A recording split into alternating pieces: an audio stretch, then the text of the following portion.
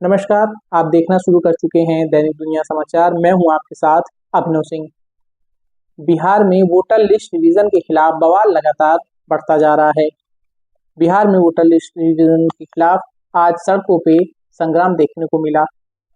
India गठबंधन के जो दो प्रमुख दल यानी कि कांग्रेस और आरजेडी जो महागठबंधन में बिहार में साथ हैं, उनकी ओर से आज बिहार बंद बुलाया गया था। बिहार बंद का आह्वान किया गया था। नेता प्रतिपक्ष और कांग्रेस के वरिष्ठ नेता राहुल गांधी आज पटना पहुंचे। उनके साथ तेजस्वी यादव मौजूद रहे। दोनों नेताओं ने अपने तमाम समर्थकों के साथ पैदल मार्च निकाला पटना की सड़कों पे और पैदल मार्च निकालते हुए चुनाव आयोग के दफ्तर तक पहुंचे। दरअसल चुनाव आयोग ने कहा कि वोटर लिस्ट रिवीजन होगा, जिसके तहत चुनाव आयोग ने 11 दस्तावेजों में से किसी एक दस्तावेज की मांग की कि जो नागरिक हैं वो कोई एक दस्तावेज दिखा के अपने मत को, अपने नाम को मतदाता सूची में सुनिश्चित कराएं। इन 11 दस्तावेजों में जन्म प्रमाण पत्र, निवास प्रमाण पत्र, जाति प्रमाण पत्र और जो शैक्षणिक डिग्रियां होती हैं वो शामिल हैं। कुल 11 दस्तावेज चुनाव आयोग ने मांगे हैं, जिनमें से कोई एक दस्तावेज दिखा के अपना नाम मतदाता सूची में नागरिक सुनिश्चित करा सकते हैं। लेकिन इनमें आधार कार्ड को दस्तावेज के रूप में मान्यता नहीं दी गई है। यह एक काफी विवाद का तर्क रहा इस पूरे घटनाक्रम में और लगातार लोगों ने सवाल उठाए, क्या आधार कार्ड इन 11 दस्तावेजों में नहीं होना चाहिए था? क्योंकि लगातार एक टैगलाइन चलती है आधार के साथ, एक ट्रेडमार्क हो गया आधार कार्ड का, मेरा आधार मेरी पहचान, और तमाम लोगों के पास आज के समय में आधार कार्ड तो होता ही है। अगर किसी को मोबाइल से सिम भी निकलवाना है तो आधार कार्ड उसके पास जरूरी है। और अगर चुनाव आयोग को आधार कार्ड की विश्वसनीयता पे सवाल है, यानी चुनाव आयोग ने अगर आधार कार्ड को इन 11 दस्तावेजों में शामिल नहीं किया तो उसके मुताबिक ये आधार कार्ड में अगर फर्जी भी बन रहे हैं तो फिर ये देश की सुरक्षा से जुड़ा मुद्दा होगा, क्योंकि कोई भी फर्जी आधार कार्ड बनवा के अपना नया सिम चालू करा सकता है और इस तरह से कोई देश विरोधी गतिविधियों में शामिल हो सकता है। बहरहाल उस पर न जाते हुए बात करेंगे आज बिहार में हुए इस तनाव को लेके। राहुल गांधी करीब 10 बजे पहुंच गए पटना। वहां पे उन्होंने तेजस्वी यादव के साथ पैदल मार्च निकाला। लगातार पूरे दिन बिहार में हंगामा चलता रहा। इलेक्शन कमीशन ने 11 दस्तावेजों में से किसी एक दस्तावेज को दिखाने की मांग की, लेकिन विपक्ष और तमाम लोगों ने इस इलेक्शन कमीशन के इस फैसले को असंवैधानिक बताने की कोशिश की।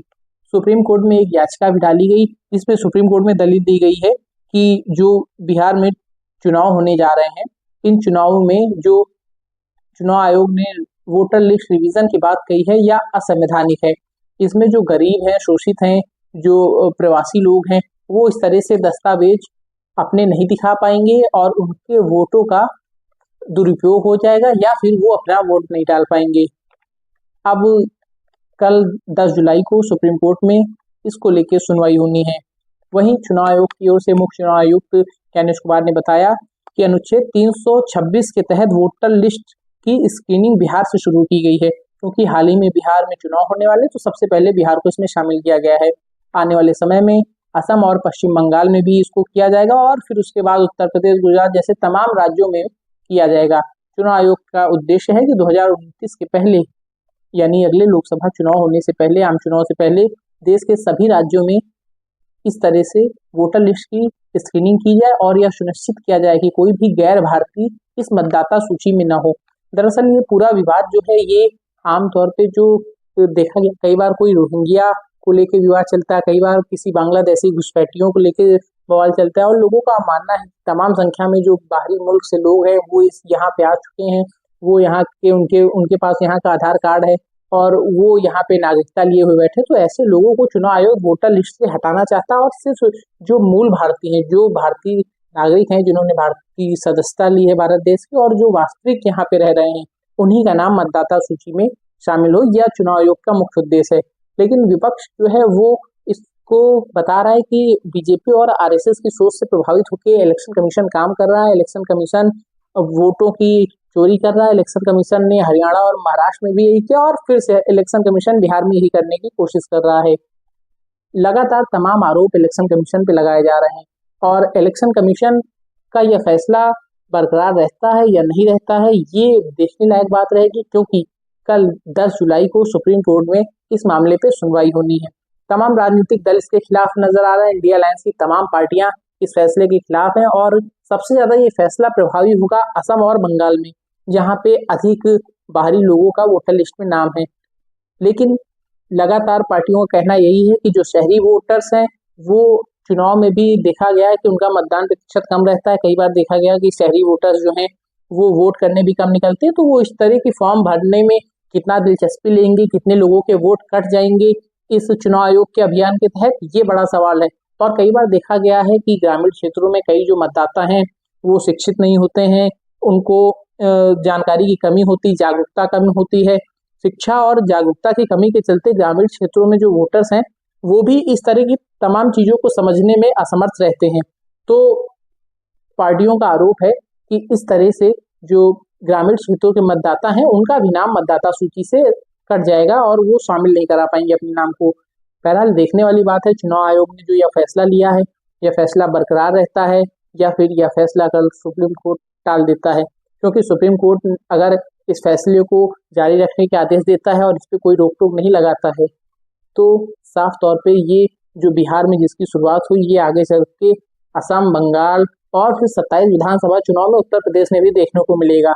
लेकिन यदि अगर कल कोर्ट इस पे स्टे लगा देता है और कहता है कि बिहार विधानसभा चुनाव में जो अब तक मतदाता सूची आई है उसी के अकॉर्डिंग चुनाव होगा, कोई नई चीज ऐसे जो चुनाव आयोग ने लाया है इसको लागू नहीं किया जाएगा, तो फिर ये चुनाव आयोग को बड़ा झटका रहेगा। सरकार और भारतीय जनता पार्टी लगातार यही कह रही है कि विपक्ष लगातार फर्जी प्रोपेगेंडा चला रहा है, उसके बाद जनता का समर्थन नहीं है, तो वो इस तरह से तमाम कोशिश करके अपने की राजनीति चमकाने की कोशिश कर रहा है। बहरहाल देखने वाली बात है कि सुप्रीम कोर्ट इस पे क्या कुछ सुनवाई करता है। सुप्रीम कोर्ट जब इस मतदाता सूची रिवीजन के मामले को सुनता है तो क्या कुछ फैसला देता है और इलेक्शन कमीशन और चुनाव आयोग दोनों पे इस फैसले का क्या कुछ प्रभाव पड़ता है। बहरहाल बिहार में लगातार इसको लेके राजनीति गर्म है। राहुल गांधी और तेजस्वी यादव ने आज अपना आक्रामक तेवर दिखाने में कोई कसर नहीं रखी। बिहार में ट्रेनें रोक दी गई, नेशनल हाईवे जाम कर दिए गए और ऐसा माना जा रहा है कि ये विवाद अभी और आगे बढ़ेगा। बिहार में इसको विपक्ष एक बड़ा मुद्दा बनाने की कोशिश कर रहा है, लेकिन साथ ही यह भी गौर करना चाहिए बिहार की जनता को और अन्य लोगों को भी कि इस तरह के मुद्दे बहुत ज्यादा हावी होने से चुनाव अन्य मुद्दों पर टल जाता है। क्या बिहार की शिक्षा व्यवस्था, क्या बिहार की सड़कें, बिहार के विकास को कोई पार्टी या कोई सरकार एजेंडा बना पा रही है? नहीं, क्योंकि सारे जो चुनाव है वो किसी न किसी तरीके से किसी अन्य मुद्दे पर ही ध्रुवीकरण के तहत हो जाते हैं। इस बार देखिए वोटर लिस्ट का मुद्दा चल रहा है और लगातार इलेक्शन कमीशन की कार्यशैली और इलेक्शन कमीशन की निष्पक्षता पर सवाल उठ रहे हैं। बहरहाल आज के लिए इतना ही, धन्यवाद। यहाँ से क्लियर मैसेज देना चाहता हूँ, आपको जो करना है करिए, मगर बाद में कानून आप पर लागू होगा। भूलिए मत, आप कितने भी बड़े हो, कहीं भी बैठे हो, कानून आपको नहीं छोड़ेगा। मैं आपको गारंटी दे रहा हूं कि कानून आपको नहीं छोड़ेगा।